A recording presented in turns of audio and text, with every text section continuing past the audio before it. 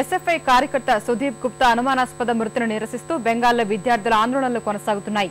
విద్యార్థి మరణంపై రాష్ట్ర ప్రభుత్వ వైఖరిని నిరసిస్తూ విద్యార్థి సంఘాలు ఇవాళ డార్జిలింగ్ జిల్లా బంద్కు పిలుపునివ్వడంతో జిల్లాలో జనజీవనం స్తంభించింది. బెంగాల్లో ఎస్ఎఫ్ఐ కార్యకర్త అనుమానాస్పద మృతిపై రాజకీయంగా దుమారం రేగుతోంది.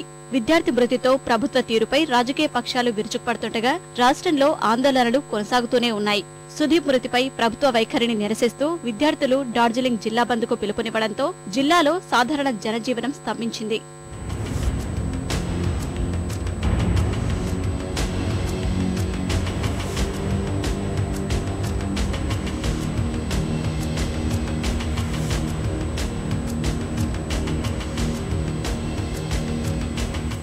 బంద్ వల్ల జిల్లాలోని కళాశాలలు మినహా పాఠశాలలు, దుకాణాలు, వ్యాపార సంస్థలన్నీ మూతపడ్డాయి. రవాణా వ్యవస్థ స్తంభించడంతో రోడ్లు వెలవెలబోయాయి. విద్యార్థి ప్రమాదవశాత్తు మరణించాడని రాష్ట్ర ప్రభుత్వం చెబుతుండగా ఈ ఘటనపై సమగ్ర న్యాయ విచారణ జరిపించాలని, ఇందుకు పూర్తిగా పోలీసులు, రాష్ట్ర ప్రభుత్వమే బాధ్యత వహించాలని ఎస్ఎఫ్ఐ నేతలు డిమాండ్ చేస్తున్నారు.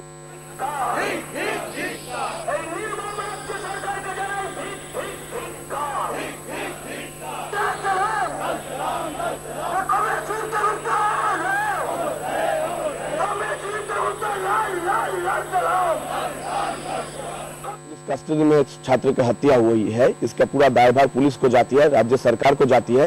और क्योंकि मुख्यमंत्री स्वयं पुलिस मंत्री है, इसलिए ये दायभार पुलिस मंत्री खुद इसको दायभार को अस्वीकार नहीं कर सकते। इसलिए हम लोग मानते हैं कि राज्य सरकार को इसका दायभार लेना चाहिए।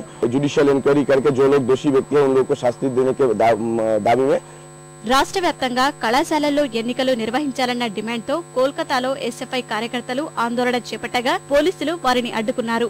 ఈ సమయంలో ఉద్రిక్తతలు చోటు చేసుకోగా పోలీసులు లాఠీలు జులిపించి పలువురిని అదుపులోకి తీసుకున్నారు. ఈ క్రమంలో సుదీప్ గుప్తా గాయపడి చికిత్స పొందుతూ మృతి చెందాడు.